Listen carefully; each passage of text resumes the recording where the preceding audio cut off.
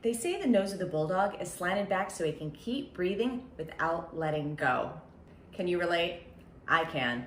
Let's face it, you have to be a bulldog as an entrepreneur.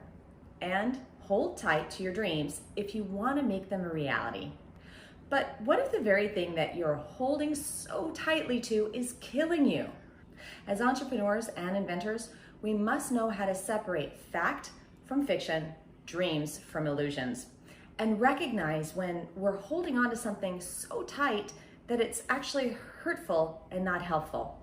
Stay tuned to learn how to know when it's time to let go of a dream that is crushing you and how to turn what may seem like a failure into a platform for success. Hi, Lisa Lloyd here with more tips, tricks, and strategies for how to optimize and accelerate your invention licensing success. If you like this video, please hit the like, subscribe, and notification bell so you can be the first to know each time I posted a new video every week. There are so many reasons that a product can fail, but all of them boil down to just one thing: the unknown unknowns. Let's face it, if you knew your product wouldn't be successful from the beginning, you certainly wouldn't have invested all of your time and money into it. We move forward beginning with our gut and hopefully are smart enough to do as much research as possible to learn what it takes to make it a success.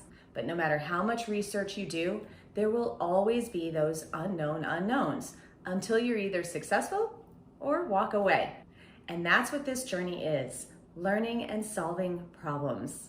Fluid intelligence is defined as reasoning ability and the ability to generate, transform, and manipulate different types of novel information in real time. In psychology, fluid reasoning is what we call the learning of new tricks or the solving of new problems. For example, if you were in a plane crash and wound up on a desert island, you would rely on your novel problem-solving skills just to survive. In the same way, when you have an idea and are charging down that path to ultimately commercialize it, you have to implement your reasoning skills to evaluate what's working, what's not, and what you can either do to fix it, pivot, or move on to a new idea. The first is when you have an idea and do your research. Whether it is a patent, market, or consumer research, the whole point is to find a reason not to do it, not the reason to do it. Now, I know that sounds counterintuitive when you do it that way, but when you approach your research with that perspective, you'll avoid having what's called confirmation bias that prevents you from finding all of the red flags because, well, you just don't want to see it. Please hear me. I'm not suggesting being pessimistic. I am saying to be optimistic, but with critical thinking skills. This makes it easy to reason when it's time to walk away.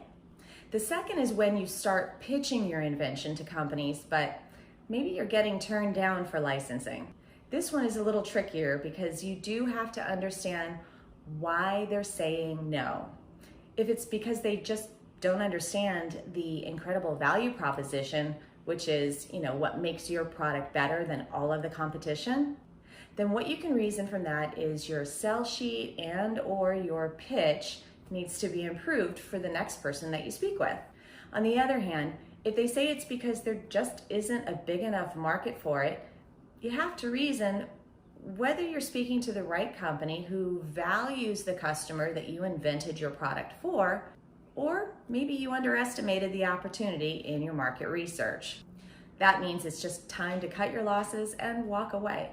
Now, I really hope that you've done a good job on your research and this is not the case for you, but it's not uncommon for new inventors to poorly evaluate the market and chase down an opportunity that just wasn't big enough to be worth it, only to learn that lesson all the way down the path of licensing.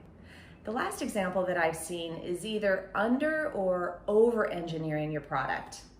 This is when companies say that the product was developed in a way that just can't be manufactured in a large enough quantity for the volume of sales necessary for them to license it from you. Here you'll have to reason, is there a way to redesign the product so that it overcomes the problem, or if it's just not worth it and time to walk away? So there's 3 quick examples of how to reason when to fix something, when to push through, and when to pivot or walk away. Listen, I know it can be heartbreaking if you've already invested a lot of time and money in your idea. And I'm hoping this video reaches you before that so that you can learn the simple steps to mitigate your risks. In fact, check out the live webinar that I did on my own stage gate process for this very reason. Or you can book a free call with me. You'll find links to both of those in the description below. But the bottom line is, remember to always be learning. Don't fall so in love with your solution that it causes blind spots and ultimately costs you dearly in the long run. Treat this like you would any business and test your hypotheses every single step of the way with an open mind to know if the challenges that come up can be fixed or if it's time to pivot and maybe make some changes from your original plan based on that new information, or if it's time to just cut your losses and walk away.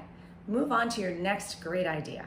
If you would like to learn more about how you can start your own Invention licensing business, book a free call with me using the link below or ask your questions in the comments below. I read and answer every one of them, and they help me to know what to bring you in future videos. And don't forget to hit those like, subscribe, and notification buttons. Happy inventing.